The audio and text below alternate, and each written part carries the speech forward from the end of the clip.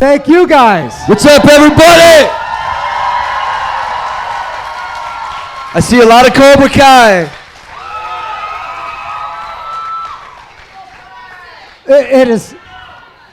I'll tell you what. Would you mind getting to audience questions first, because these folks are hungry, and we actually have a new member actually just joining us, Tom Parabeck, who plays Little Johnny.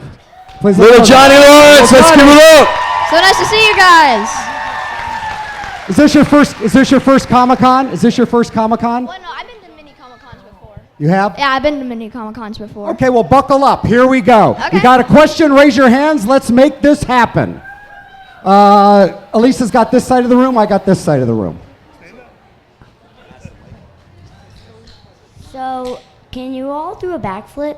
Yes, Tanner, ready? Backflip.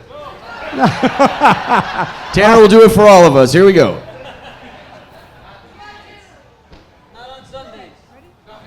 Here we go. This is for the original three, Martin, William, and Ralph. What was your favorite scene that you did in the first movie? Go ahead, Marty. In the first movie, I like when they were fighting, and there were two moments. One, when I cleaned Billy's nose and wiped the blood, and no mercy. And the other one was finish him. When I scream finish him, and there's that great music cue. I just finish him, boom. I love that. I love music cues in movies. Go ahead, Ralph. When I finished him.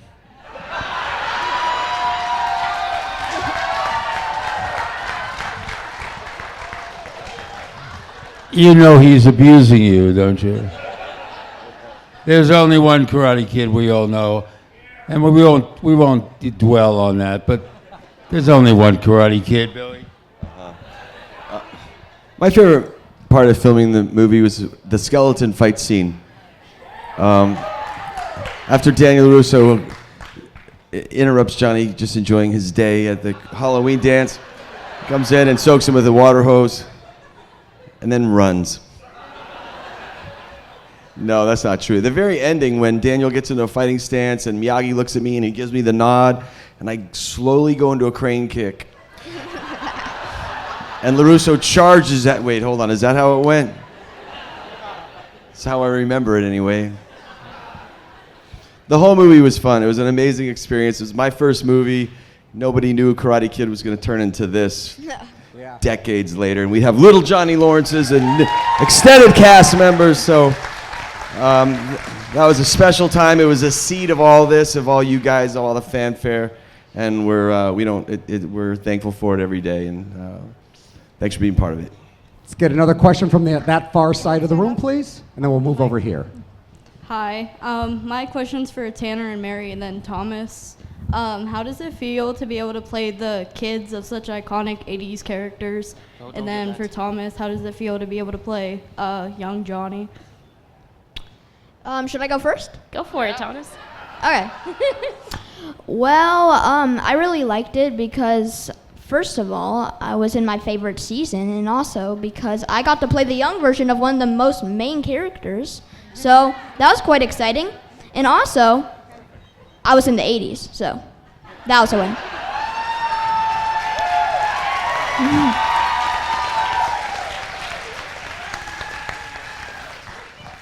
Technically, that's your dad talking. So Yeah. Yes. Thank you, Dad.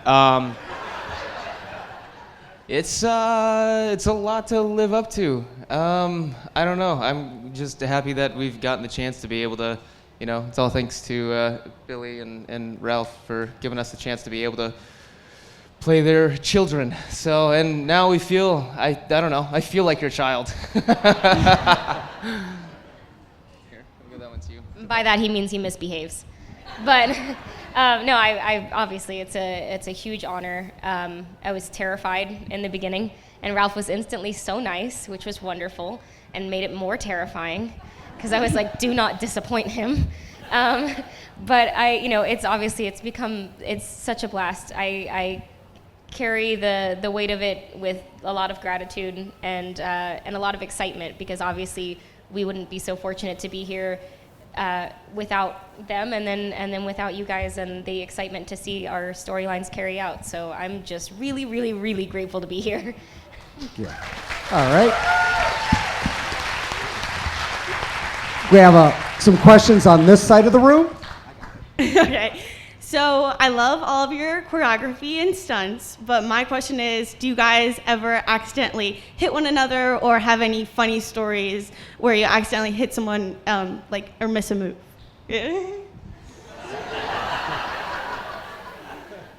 Somebody other than me take the mic, please. Yeah, I mean, there's bumps and bruises along the way, some tougher than others, but fortunately everyone really works hard and trains hard, and we have a great stunt team around us to support us. So, it was a little bit easier when I was Marion Tanner's age, but we pull it off. So a couple of mishits here and there, but proudly we've not knocked anyone completely unconscious. Well, your wife almost killed me in my dojo. Well, that was intentional. Yeah. First this beautiful creature walks in the dojo, and I say, wow, I knew Daniel was a real coward. And then she hits me twice. It doesn't register, so I had to tell her, hit me for real. So Courtney nailed me. And it was printed, done, finished, and it felt good.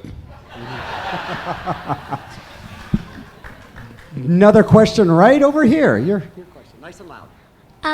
My question is for all of you. What are your favorite fight scenes, top 3 out of every season? Wow, there you go.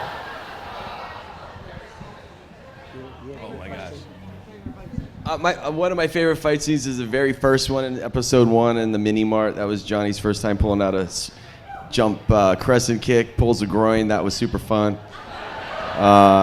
And going down, I mean, everyone is special. It's like, how do you pick your favorite kid? Every fight is so special to us. I loved fighting Kreese when he threw me into the mirror in season 2, the opening of that. And all of them. LaRusso coming into the apartment when Sam and Robbie were hanging out overnight. That fight was fun. They're all fun. I think, honestly, I think that what you guys are about to see in the final of season 6, and the next 5 that come down are going to be mind-blowing. I think those were super fun. These guys are insane, and it was super fun for us to watch because we got to stand on the sidelines a lot with it. But the karate just getting better and better. The choreography getting better and better. And where we're headed is super exciting. You're gonna really love it. For me, I think my favorite is season 3, where I get my revenge on Daniel-san.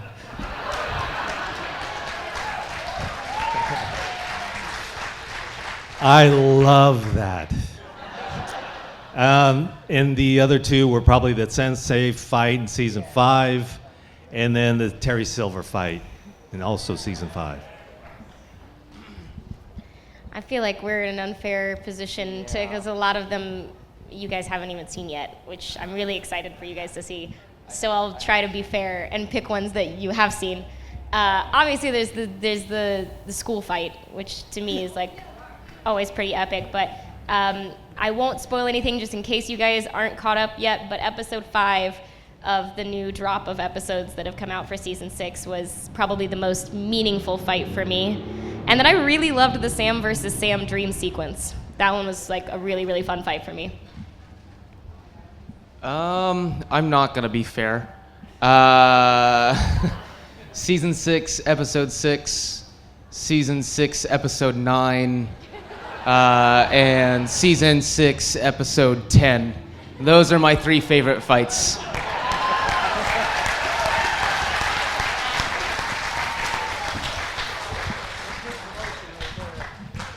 I've never really done a fight scene myself, but I would say my favorite fight scene that I've watched was when Kreese fought Johnny in his hallucination, so that was pretty epic.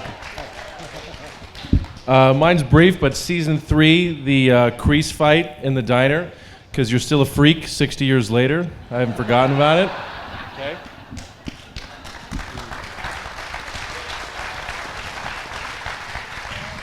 My son did a brilliant job. It was 2 hours of pausing, and because it was thunderstorms that day, and he took out my character, Barrett, who plays me as a 1967, and they have the fight outside garbage cans. And it was like watching The Godfather when James Caan is just using the garbage can to destroy, Johnny Russo.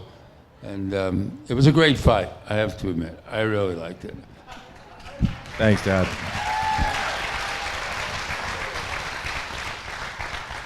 All right, ready for the next question? Right here. Okay, this question is for Tanner. So Tanner, who is the best fighter in the cast? All right.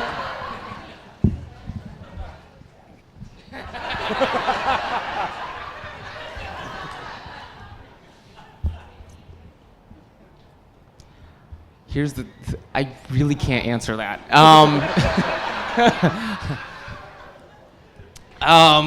Oh boy. Well, I mean, all of us sitting here, right? Well, now hold on. It's obviously. You know what? I'll probably. Well, yeah. I mean, Sensei Don Lee, obviously, he's our fight coordinator. He's probably the best out of all of us. But I would actually say this season, Brandon Lee, who plays Quan, came in and really motivated us to bring it to a new level because he's phenomenal. So I'd probably give it to Brandon Lee. Okay, there you go. Let's head over to the other side of the room and get 3 questions from the far side of the room. So the first part will be, I guess, just a facial reaction question. I know you can't spoil, but will we see Dutch or find out who Tori's father is at all in this season? Stoicism, I love it. And then to Yuji, in your prime, who wins? In everybody's prime, you, Johnny, Daniel, or the bad boy? In everybody's prime. Now this is Yuji's question, leave the audience out of it. Who do you got? And if there's a tie-breaking vote, I would challenge Sensei Kreese. Did you insult me? I'm not in my prime? Are you serious?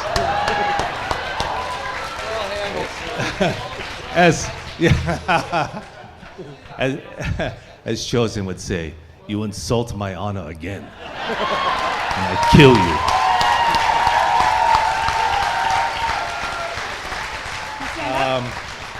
In our prime, wow, that's a tough one. I didn't know all the secrets of Miyagi, so I can't say it's me. I'll leave it up to you guys. The other fighters are all really good, so it's up to you. But I was not privy to all the Miyagi secrets at that time.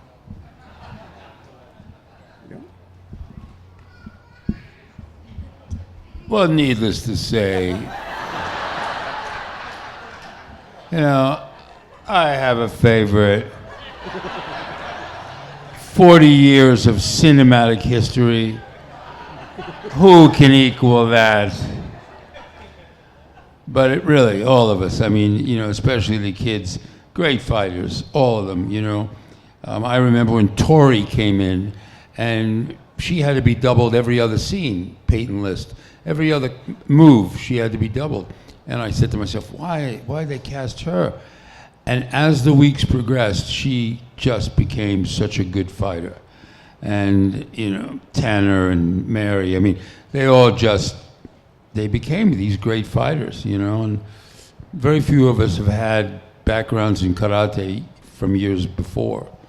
So it's always great to see these people come right up and, they could kick my ass. Next question. All right. Really? Okay, on the far side of the room, please. My question is for Ralph or any of the OGs that would like to answer. I was wondering, before the Cobra Kai writers worked their magic, how you saw Daniel's future, if you envisioned it along the same lines, because I always thought that he would end up with Kumiko and get back with her, but that didn't happen. Good question. You know, I agree with you. I always felt that after the Karate Kid 2 story with Miyagi's love for Yukie and Daniel's romance with Kumiko, that was kind of abandoned in Karate Kid 3 as far as if this was real life or a real narrative trajectory. So I kind of felt that they would have connected with, you know, continue those stories. So I always felt that Daniel would have wound up, and the Karate Kids LaRusso would have wound up down that path. But when Karate Kid 3 took it back to LA and added Terry Silver and made a re-Cobra Kai storyline, then that changed that path. So, but what was interesting, what the creators of Cobra Kai did is they found a way to not just continue the story, it's to continue it from another perspective.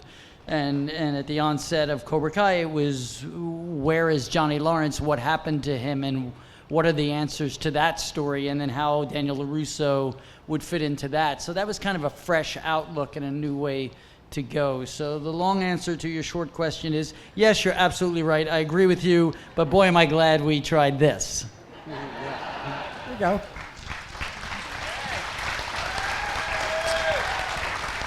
Gotta head over to this side of the room, the other side of the room, for 3 more questions. Go ahead. Hi, thank you guys so much for coming to Pittsburgh. We love you so much. My question is for Tanner and Billy. My favorite scene to this day still remains the series finale, the season finale of season 4, where Robbie and Johnny hug it out. I know you guys talk all the time about how you prepare for fight scenes, but how do you prepare for emotional scenes like that? Is it rehearsed? Is every beat like well thought out? Do you guys talk to each other beforehand, or is it more spontaneous or in the moment? You want to go? I'll take this one, son. You know, it's neat when you do a show or a movie. The chemistry that happens when we cast and we all are part of something is really happening. It's something really organic. I remember when we did season 1, Tanner and I sitting down, just getting to know each other. There was a little distance. We're feeling each other out, and that's where Johnny and Robbie were at the beginning. And as the seasons progress and we get closer and we work through these emotional moments where we're fighting or at each other's throats, it kind of naturally happens with the characters and with where we are as our own relationship, where that emotion is just kind of there and you tap into it. And no, we didn't rehearse that. We didn't plan that, what the emotion was. I didn't know when he walked through the door how much he was going to be caring. I didn't know, and it just kind of happens. It's one of those things where chemistry just really works. And what's great, it happens for all of us on the show, and now it's happened. That was what, season 4? Yeah, so even how the relationships have grown and progressed now into 6, and that's what's so great about how all the storylines and all these relationships flourish. And that happens as the characters, and it also happens to us as the actors playing that, because we're really living these characters and these emotions. When you play these deep emotions and physicality, it gets in you. You know, it's not pretend. In those moments, it's real life, and then you walk away. So I love the drama. I love, the fighting is one thing you can rehearse, but the emotional part, that's just what we bring to the table as actors and as people, and I know. So that's kind of the answer for me. No, I mean, Billy hit it on the head. We didn't really rehearse it. I guess maybe we said lines at each other for a couple minutes and then kind of went for it. But I remember that so fondly because that's a moment that I had been waiting for, like, at that point, 5 years. So yeah, it's such a big relief because I remember getting the script, and I guess it was kind of a rehearsal. When I got the script and I read it, I started crying just as a reader, feeling for Robbie and for Johnny. So it was quite easy to kind of get into that because I think it was something that we were wanting so badly for so long. Okay, come on up. We have another question on this side, nice and loud. Why end the series now? And is there anything, planned for the future? For whoever. Well, the kids are almost grandparents now. That's what. Other than that, when the guys pitched the story, they really had 6 seasons in mind. They had a full story, like really where this chapter of the Miyagi-verse, the Cobra Kai Karate Kid universe ends. This is the full 6. We're so lucky that we got that. You don't get that many days in television. Sometimes they'll cancel you midstream and then it never wraps up. We're really happy that we got to wrap this up on our own terms, give it a great landing, and then you're still going to want more. What's more, we'll see. Okay. All right. Questions still on this side of the room? Hi, thank you guys for coming. First off, I just want to say, Mary, I'm sorry for almost running into you on Friday. That was my mistake. It was a very embarrassing moment. My question is, I'm going to try to keep it vague because it is about season 6. I just want to get a feel. I don't know if you guys have heard the fan theory about Kreese having a take in what's going on with Tori right now, him having a hand in what has happened. I just wanted to see, without giving anything away, what you guys kind of think about that theory and if there's any maybe truth behind it. Because I know you did say that he's just misunderstood, so trying to feel if he's a villain still or not. I just want to say one really quick thing, and you guys can add on to this. As far as fan theories go, and they're everywhere, the creators are really smart and very misleading. Even when we're reading scripts and we're trying to figure out things, it's always a surprise. So don't believe the fan theories. They're fun. I mean, maybe one of them's right. You never know. Like maybe somebody has a golden ticket, but for the most part, the fan theories are that, and it's fun. But the creators are so creative that they've, we shot things in different orders, and even there's a lot of fan theories out there. But safe to say, nobody knows what's coming. Okay. Well, the interesting fan theory which came late was about, ironically, the crane kick from the movies. That was something that didn't develop until down the line, that it was illegal. No one thought about it. Well, that's not a theory, though, Mark. No, it certainly proved to be a reality with my boy, who is the Karate Kid right here. Karate Kid right here. Yeah. Okay.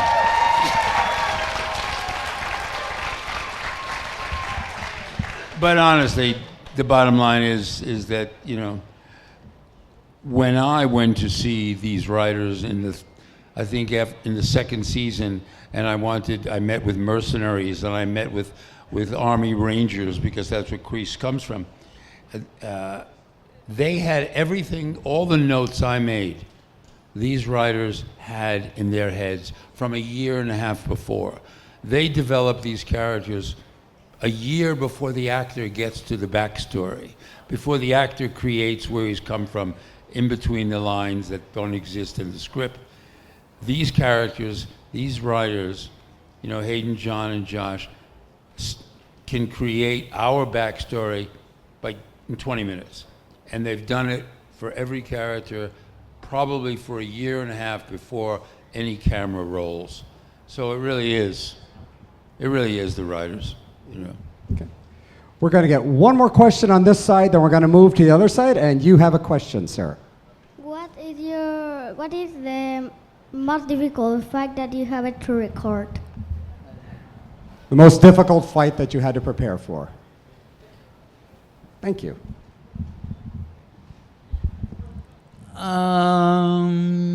For me, I would say it was funny, the fight with Thomas Ian Griffith, who plays Terry Silver, because he's 6'5".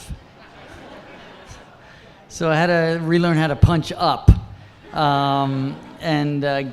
an incredible martial artist, and thankfully his control was very good. But Billy and I had a few fights in season 4, that kind of rematch fight. But we had some time with that one, so that was a nice tango. But certainly, for me, that was getting ready for Thomas, because he was just, so much bigger than I was. But that is all. All right, we got time for 3 more questions from that side of the room. Once again, thank you guys for coming out. Let's get these 3 questions. First of all, thank you for coming to Steel City Con. We all appreciate it. It's amazing because I can't go to California, so appreciate you guys coming out here. So just my question in terms of your careers, right? So now you're in this thing, and it's been huge, and the industry is a tough industry. Like, what's your take on like this whole thing in terms of the impact on your life and your careers? Gratitude. I mean, this thing's been going on for a long time, and you just have to feel, gracious that it's come your way and allowed us to be independent with other projects and choosing things, and everybody being and allowing the people to really, I have a good time making these people happy. Contrary to John Kreese, I really enjoy the reaction of all of you when you have questions and study the episodes and ask why, and it's really exciting, and the level of appreciation. I think I've been in the business a long time. It doesn't come easy, and I've done a lot of series, and this kind of satisfaction of Cobra Kai and the work that you put in and the people you meet are really a superlative experience, and we're all lucky to be together to watch it, and absorb it all, because it's...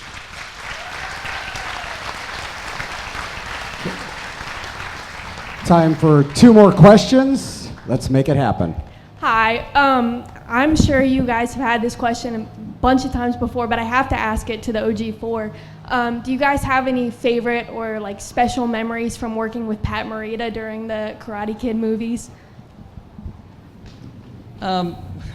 Yeah, listen, Pat, I always call him the secret sauce, the soulful magic of the Karate Kid universe, because truthfully, that character of Mr. Miyagi and that performance is, what's so special about, one of the most special things about the original film. So without that, I don't think we have the life and going forward, certainly the 40 years of time.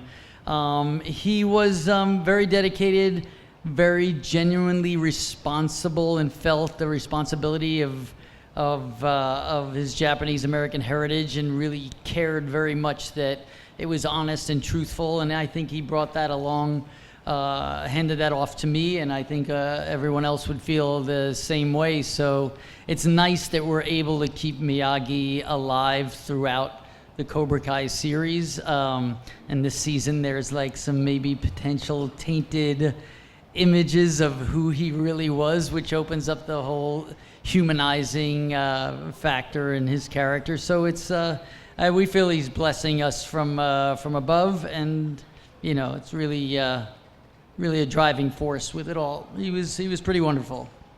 Anybody else? All right. And we have time for one last question, and I believe they're either got photo ops or signatures back at their table, but make it a good one. Sensei Lawrence, can you recreate this thing that you're saying? Quiet!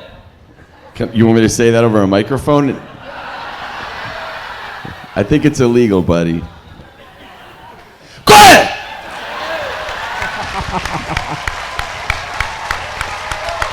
We're good. The Cobra Kai panel. Thank you, guys. Thank you. Once again, headed to their tables, photo ops. Make sure and check it out. The Cobra Kai panel in all its glory. Thank you so much for coming out. They're still in the room as they exit.